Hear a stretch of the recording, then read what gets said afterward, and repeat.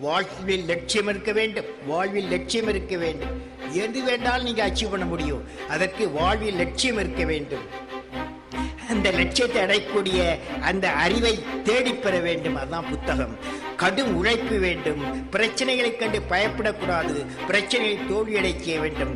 வாழ்வில் நல்லொழுக்க வேண்டும்.